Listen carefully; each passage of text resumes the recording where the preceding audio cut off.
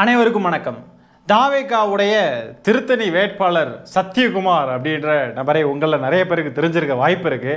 ஏன்னா அவர் தன்னைத்தானே ஒரு வாழும் அம்பேத்கர் என்று நினைத்து கொண்டு அவருடைய முடி கண்ணாடி எல்லாம் பார்த்தீங்கன்னா நல்ல அம்பேத்கர் அவர்களை போல தன்னைத்தானே காண்பித்து கொண்டு அவர் வந்து அப்படி வாழ்ந்துகிட்டு இருக்காப்புல. இந்த டிவி டிபேட் ஷோஸில் அப்புறம் சில காமெடியான வீடியோஸ்லாம் அந்த நபரை வச்சு வரும். அந்த நபர் பார்த்தீங்கன்னா இன்னைக்கு தீவிர வாக்கு சேகரிப்பில் ஈடுபட்டிருக்காரு திருத்தணியில். தீவிரமா அப்படின்னு சொல்கிறப்போ நீங்கள் என்ன நினைக்கலாம்னா, நிறைய பேர் கும்பலாக கூப்பிட்டு இவனு மாதிரி இந்த கிரெயின்ல எல்லாம் மாலை போடுவானுங்க, என்னெல்லாமோ பெருசாக பயங்கரமாலாம் பண்ணுவானுங்க அப்படின்லாம் நீங்கள் நினச்சிட்டு இருக்கீங்கன்னா அதுதான் இல்லை. தன்னந்தனியாக போயிருக்காப்புல. தனியாக தவிக்கின்றேன் துணை வேண்டாம் அன்பே போ அப்படின்ற மாதிரி தனியாக போயிருக்காப்புல. அவர் நிலைமையை நினச்சா சற்று பரிதாபமாக தான் இருக்குது. ஆனால் உனக்கு ஆகணும்டா அப்படின்ற மாதிரி தான் நமக்கு ஃபீல் ஆகுது. பாருங்கள், பின்னாடி ஏதோ 3 பேர் ரோட்டில் போகிறவங்க பாவம் பார்த்து கூட வந்திருக்காங்க போல். பாவமாக இருக்குது பார்க்குறதுக்கு. தம்பி கூட நம்மளும் போவோம் அப்படின்ட்டு அவங்களும் வந்திருக்காங்க போல். பாடையை தூக்கணும் அப்படின்னாவே 4 பேர் வேணுமே. இன்னும் ஒருத்தர் இல்லாமல் 3 பேரை மட்டும் வச்சுக்கிட்டு எப்படி தூக்குறது? நான் பாவங்க. அந்த மனுஷனுடைய மனசு எவ்வளோ கஷ்டப்பட்டிருக்கும், எவ்வளோ வேதனைப்பட்டிருக்கும். நம்மெல்லாம் இப்படி கிண்டல் அடிக்கிறோமே, நல்லா இருப்போமா? அதெல்லாம் நல்லா தான் இருப்போம். இந்த நிலைமையில் அவனுக்கு இருக்கிறதுக்கு காரணம் இருக்கு, காரணம் இல்லாமலாம் கிடையாது. டிவி கேடா, மாஸ்டா, அப்படிடா இப்படிடா எங்கள் அண்ணன்டா அப்படி இப்படின்னு சொல்லி சோசியல் மீடியாவில் பிடிங்கிட்டு தெரிவானுங்க இவனுங்கெல்லாம். கலை யதார்த்தம் கம்ப்ளீட்லி வேறன்றதை இப்போ தான் புரிய ஆரம்பிச்சிருப்பானுங்க. சோசியல் மீடியாவில் நல்லா கம்பு சுற்றலாம், ஆனால் களத்தில் தனியாக தான் போக வேண்டியது இருக்குன்றதை இப்போ தான் உணர்ந்துருக்கானுங்க. இந்த சொந்தக்காரங்க பந்தக்காரங்களில் ஒரு 4 பேராவது கூட வந்திருக்க மாட்டாங்களா? டிவிக்கேல வேட்பாளர் வேற, இவ்வளோ பெரிய கட்சி, சொந்த பந்தத்திலே ஒரு 4 பேரை கூப்பிட்டு போயிருக்கலாம்ல. கூட்டம் கூட்டுறதெல்லாம் அது ஒரு கலை. அது விஜய்க்கு நல்லா வரும். தலைவனுக்கு தெரிஞ்ச விஷயம் தொண்டனுக்கு தெரியலையே. இந்த வாட்ஸ்அப் குரூப்ல எல்லாம் மெசேஜ் போட்டு ஸ்பாட்டுக்கு வர வைப்பாங்க. விஜயோடைய வண்டியை மட்டும் கவர் பண்ணி அப்படியே நிற்பானுங்க, அப்படியே அணில் குஞ்சுகள் நெருக்கிக்கிட்டு. அதெல்லாம் ஒரு கலை. அது விஜய்க்கு நல்ல கை வந்த கலை. பாவம் இந்த சத்யகுமார் இவருக்கு வந்து தெரியாமல் போச்சு, வாழும் அம்பேத்கருக்கு. இதெல்லாம் எந்த வேட்பாளருக்கும் இப்படி ஒரு கொடுமை நிகழக்கூடாது. ஆனால் அருமையான கட்சி நாடே இது. இந்த சத்யகுமார் என்ற நபருக்கு மட்டும் பிரச்சனை அப்படின்னு நினைக்காதீங்க. இன்னும் நிறைய வேட்பாளர்கள் இதே மாதிரி சிக்கலில் தவிச்சுக்கிட்டு இருக்காங்க. இது ஏன் அப்படின்னு பார்த்தீங்கன்னா, விஜய் மக்கள் இயக்கத்திலேருந்து தாவேக கட்சி ஆரம்பித்ததுக்கு அப்புறம் பொறுப்பு வாங்கி வேட்பாளரெல்லாம் ஆயிருப்பாங்க பாருங்க. அவங்களுக்குன்னு ஒரு கூட்டம் இருக்கும். ஏன்னா அவங்க விஜய் மக்கள் இயக்கத்தில் ஏற்கனவே பயணிச்சிருக்காங்க அப்படின்றதுனால கூட சப்போர்ட்டுக்கு ஆட்கள் இருப்பாங்க. அதே மாதிரி வேற கட்சிகள்ல இருந்து நல்ல வசதி வாய்ப்போட தனக்குன்னு ஆதரவாளர்கள் வச்சிருக்கிறவங்களுக்கும் பிரச்சனையே கிடையாது. லைக் செங்கோட்டையன் இருக்கார் பாருங்க, அந்த மாதிரிப்பட்ட நபர்களுக்கும் பிரச்சனை இல்லை. ஆனா இந்த 2 கேட்டகரியும் இல்லாம வெறும் சமூக வலைதளங்கள்ல ரீல்ஸ் போட்டுக்கிட்டு வீடியோ போட்டுக்கிட்டு, இல்லைன்னா அந்த கட்சியில் இருக்கக்கூடிய வேற சில அதிகார மையங்கள் மூலியமா கட்சிக்குள்ள வந்து இந்த மாதிரி வேட்பாளர் ஆயிருப்பாங்க பாருங்க. இந்த மாதிரிப்பட்ட ஆட்கள் தான் வசமா சிக்கிட்டாங்க. இப்போ யாருமே கூட வரமாட்டேங்கிறாங்க, தன்னந்தனியா போயிட்டு வந்துகிட்டு இருக்காங்க எல்லா இடத்துக்கும். திருத்தணியுடைய மாவட்ட செயலாளர் பார்த்தீங்கன்னா இந்த நபர் வேட்பாளராக இருக்கக்கூடாதுன்னு சொல்லி எதிர்ப்பு தெரிவிச்சுக்கிட்டு இருக்காங்களாம். இவர் வேட்பாளராக நின்னா நாங்கள்லாம் வேலை செய்யவே மாட்டோம் அப்படின்ட்டு புறக்கணிச்சுக்கிட்டு இருக்காங்க அப்படின்னு சொல்லி தகவல் வந்திருக்கு. ஏன்னா இவரெல்லாம் வெளியே இருந்து வந்தவர். இவருக்கெல்லாம் வாய்ப்பு கொடுக்குறப்போ நாங்கள்லாம் என்ன தக்காளி தொக்கா அப்படின்ட்டு அணில் குஞ்சுகளுக்கு கோவம் வராதா? அவனுங்கெல்லாம் ஓசி அணில் குஞ்சுகள். அவனுங்கெல்லாம் வந்து ரொம்ப கஷ்டப்பட்டு விஜய் மக்கள் இயக்கத்திலேயே பாலெல்லாம் ஊற்றி கொடியெல்லாம் பிடிச்சிக்கிட்டு சின்ன வயசுலேருந்தே தெரிஞ்சவனுங்க. அவனுங்களுக்கு கோவம் வராதா அப்படின்னா? அதனால அவனுங்களுக்கு சுயமரியாதையை பொத்துக்கிட்டு வந்து இவனுங்க கூட இவனுங்க கட்சியும் சுயமரியாதையெல்லாம் பேச என்ன பண்றது? இந்த வார்த்தையெல்லாம் யூஸ் பண்றதுக்கு மன்னிக்கவும், சொல்ல வேண்டியது இருக்குல்ல, அதுக்கு தான். அது மட்டும் இல்லாமல் இந்த சத்யகுமார் பார்த்தீங்கன்னா திருத்தணியில் இருக்கக்கூடிய பசங்கள்லாம் கஞ்சா அடிக்கிறாங்க, பார்ட்டிக்கெல்லாம் போகிறாங்க மற்றும் எழுத படிக்க தெரியாதவர்கள் அப்படின்லாம் கொச்சப்படுத்தி பேசியிருக்காராமா. அது மட்டும் இல்லாமல் வேட்புமனு தாக்கல் செய்ய போகிறப்போ கட்சியில் இருக்கக்கூடிய நிர்வாகிகள் யாருக்கும் தெரிவிக்காமல் தனியாக போய் மனு தாக்கல் பண்ணியிருக்காரு. இதுவும் கூட சேர்ந்துக்கிட்டு ஒரு காரணமாக அந்த நபரை எல்லாரும் எதிர்க்கிறாங்க அந்த கட்சிக்குள்ளேயே. பாவம், இந்த சத்யகுமாரை வந்து எல்லாரும் கைவிட்டுட்டாங்க. தனக்கு தானே வாக்கு சேகரிக்கிற பணியில் தனியாக நடந்து போகிறாப்புல. ஐயோ ரொம்ப பாவமாக இருக்குங்க பார்க்க. மாரி இந்த காதல் படத்தில் வரக்கூடிய பரத் மாதிரி மண்டையை சொரிஞ்சிக்கிட்டு ரொம்ப சொல்லிட்டு போகிறாப்புல. அதையும் பாருங்க. வெற்றி நிச்சயம், வெற்றி நிச்சயம், வெற்றி நிச்சயம், வெற்றி நிச்சயம், பார்த்தீங்களா? வெற்றி நிச்சயம், வெற்றி நிச்சயம், வெற்றி நிச்சயம், வெற்றி நிச்சயம், வெற்றி நிச்சயம், வெற்றி நிச்சயம், வெற்றி நிச்சயம்னு சொல்லிட்டு பைத்தியம் ஆயிட்டாப்புல. பாவமாக இருக்குது பார்க்கவே. அது மட்டும் இல்லாமல் ஏதோ டீ கடைக்கு போய் வாக்கு சேகரிக்க போன இடத்துல டீ குடிச்சிக்கிட்டு இருக்கக்கூடிய ஒருத்தரை பார்த்து டீ குடிங்க வரீங்களா, டீ குடிங்க அப்படின்லாம் கேட்டுக்கிட்டு இருக்காப்புல. பாருங்களேன்.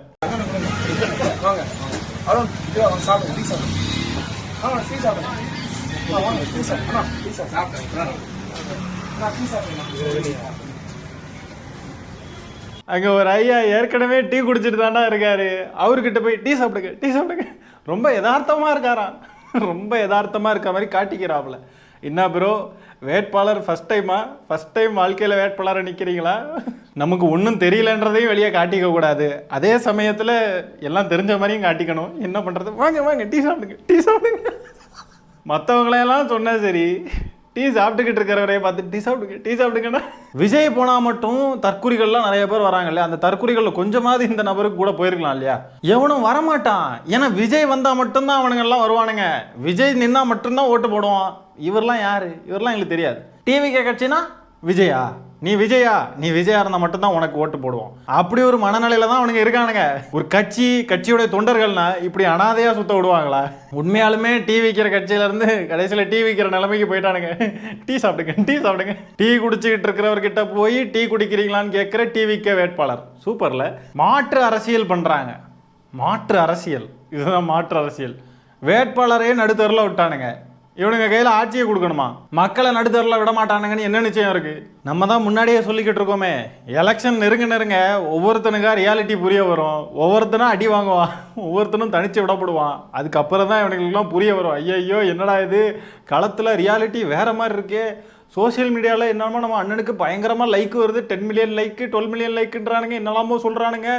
ஆனால் களத்தில் பார்த்தா நம்ம கூட ஒருத்தன் கூட வந்து நிற்கலடா அப்படின்ட்டு எல்லாமே புரிய வரும். இப்போ தான் இனிமேல் எலெக்ஷனில் தோற்றதுக்கு அப்புறமும் புரிய வரும். உண்மைதானோ? அப்போது திமுகவுக்கு மக்கள் ஆதரவு பயங்கரமாக இருக்குன்னு நம்ம தான் தப்பாக பிடிச்சிட்டோம். ஆனாலும் காமராஜரே தோக்கடிச்ச ஊர் இதுதான். அவனும் அலுவலையே கண்ணு வேர்க்குது அப்படிம்பானுங்க. பாருங்க வேணா நடக்குதா இல்லையான்னு பாருங்களேன். அது மாதிரி மக்கள் கூட கூட்டணி, மக்கள் அப்படின்னா மக்கள் யாருமே வந்து சேரலையே இவர் கூட. ஐயோ ரொம்ப பாவமாக இருக்குங்க. இவனுங்கெல்லாம் வாய்ஸ் ஆடால நம்பி வாய்ஸ் ஆஃப் கமெண்ட்லேருந்து அனுப்பி விட்டுருக்காங்க பாருங்க. பாவமாக இருக்கு இவனுங்களெல்லாம் பார்க்கவே. ஒரே ஒரு குருக்கள் வரார் வழிவிடுங்கோ, ஒரே ஒரு குருக்கள் வராருன்ற மாதிரி தான் இருக்குது. அடுத்தது ஆதவர்ஜுனோடைய வாக்கு சேகரிப்பை பற்றி பார்ப்போம். வாக்கு சேகரிக்கிறப்போ தான் எந்த கட்சியில் இருக்கிறான்றதையே மறந்து போய் பேசிக்கிட்டு இருக்கான். இங்கே பாருங்களேன். ஒவ்வொரு வீடா வந்து மக்கள்கிட்ட போகும்போது வெளியே நின்று வந்து மக்கள் சிரிச்சு வரவேற்கிறாங்க. இதுதான் தமிழக வெற்றி கழகம். விடுதலை சிறுத்தை, விடுதலை சிறுத்தை, விடுதலை சிறுத்தை, விடுதலை சிறுத்தை. சார் இந்த லேகிய வாங்கி சாப்பிட்டீங்கன்னா ஐயோ போன வாரம் பண்ண வியாபாரத்தை சொல்றமே. வாங்க சார் 2000 ரூபாய் போன 2500. தாவேகாவுக்கு பதிலாக விசிகாவுக்கு வாக்கு சேகரிச்சுக்கிட்டு இருக்காங்க. இப்படியே ஒவ்வொரு வீடா போய் சொல்றா, டேய் சூப்பர்டா விசிகா விடுதலை சிறுத்தைகள்னு சொல்லி வாக்குகள் சூப்பர், அதுதான் வேணும். இப்போ ஆதவர்ஜுனா விசிகான்னு சொன்னதும் திமுகவுடைய சதிதான். உண்மையிலே திமுக தான் ஏதோ பண்ணிருச்சு. ஆதவர்ஜுனாவுடைய மூளைக்குள்ள ஏதோ சிப் இன்சர்ட் பண்ணிட்டாங்க. புரியுதா? விசிகான்னு சொன்னது திமுகவுடைய சதி. விடக்கூடாது, நம்ம ஒரு நரேட்டிவ் செட் பண்ணணும். அடுத்ததாக புசி ஆனந்தோடைய வாக்கு சேகரிப்பை பற்றி பார்ப்போம். டி நகரில் வாக்கு சேகரிச்சுக்கிட்டு இருக்கிறப்போ திமுகவை சேர்ந்த ஒரு வீடுன்னு தெளிவாக தெரியுது. அவங்க கிட்ட போயிட்டு கட்சியோடைய நோட்டீஸை கொண்டு போய் கொடுக்குறப்போ அந்த அம்மா வாங்கலை. என் பேர் திமுக கொடி அப்படின்லாம் சொல்கிறாங்க. ஆனாலும் கொஞ்சம் கூட கூச்சமே இல்லாமல் அங்கேயே நின்று கொடுத்துக்கிட்டு போகிறாப்புல. அந்த அம்மா வாங்கலை, பக்கத்தில் இருக்கிற ஒரு பெண் தான் வாங்குறாங்க. அந்த காணொலியும் பார்ப்போம்.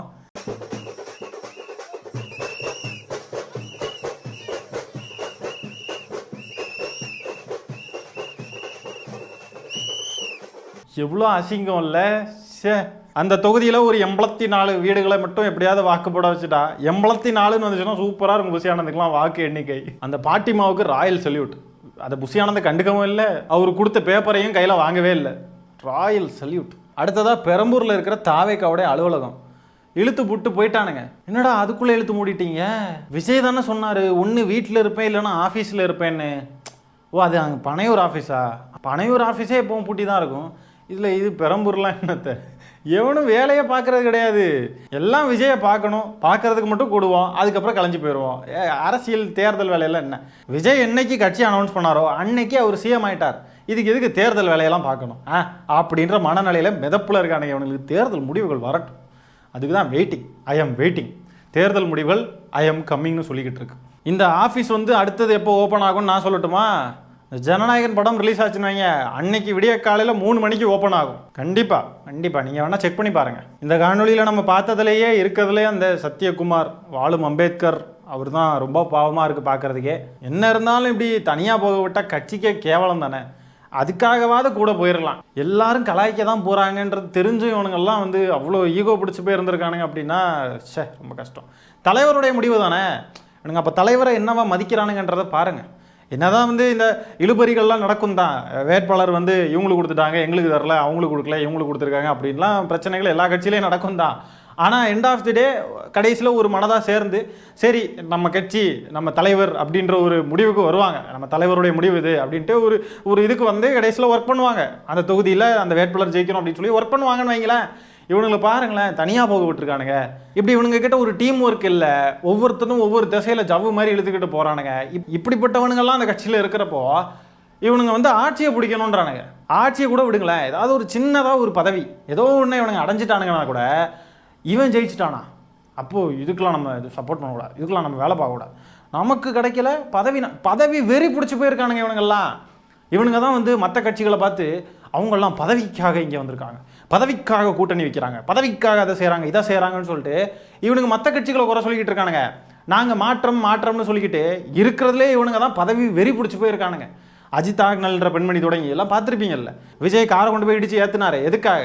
அந்த பெண்மணி ரீல்ஸ் போட்டு நான் இவ்வளோ கஷ்டப்பட்டுக்கிட்டு இருக்கேன், எனக்கு பதவி தராமல் வேற ஒருத்தவங்களுக்கு கொடுக்குறீங்க மாவட்ட செயலாளர் பதவி அப்படின்றதெல்லாம் அவ்வளோ பதவி வெறி பிடிச்சி போய் இவங்க தான் இருக்காங்க. 50,000 விருப்ப மனுக்கள் வந்து வித்து தீந்துருச்சு அப்படின்னு சொல்லி பெருமையாக சொல்கிறானுங்க. 50,000 பேர் விருப்ப மனுக்களை வாங்கியிருக்கானுங்கன்னா 50,000 பேர் பதவி வெறி பிடிச்சி போய் இருக்கானுங்கன்ற பெர்ஸ்பெக்டிவ்ல இருந்தால் நம்ம பார்க்க வேண்டியது இருக்கு. ஒரு பக்கம் விஜய் என்னன்னா, நான் நேராக சிஎம்மாக தான் ஆவேன், நான் நேராக சிஎம் ஆகி நான் கோட்டையில் தான் போய் உட்காருவேன் டேரெக்டாக, வேற எதுவுமே அரசியல் வாழ்க்கை அரசியல் அனுபவம் அதெல்லாம் எனக்கு தேவையே கிடையாது அப்படின்னு சொல்லி அவரும் ஒரு பக்கம் பதவி வெறி பிடிச்சவராக தான் இருக்காப்ல. ஆனால் வெளியே மட்டும் வந்துக்கிட்டு என்னங்க பெரிய காசு பணம் பதவி எல்லாம் பார்த்தாச்சுங்க அப்படின்ற மாதிரி பேசிக்கிட்டு இருக்காங்க. நம்ம அண்ணன் ஒன்றும் பதவி வெறி பிடிச்செல்லாம் வரல, பண ஆசைக்கெல்லாம் வரல அப்படின்றானுங்க. ஆனால் விஜய் தான் பணம் ஆசை பிடிச்சி போய் எல்லாருக்கிட்டையும் பணத்தையும் வசூல் பண்ணுறாப்புல. பொட்டியாக வாங்கிட்டு தான் வேட்பாளரை போட்டிருக்காப்புல, பொட்டியாக வாங்கிட்டு தான் மாவட்ட செயலாளர்கள் போட்டிருக்காரு. அதே மாதிரி சிஎம் ஆகணும்னு வெறி பிடிச்சி தான் இருக்காரு. அனில் குஞ்சுகளும் அதே மாதிரி பதவி வேணும்னு வெறி பிடிச்சி தான் இருக்கானுங்க.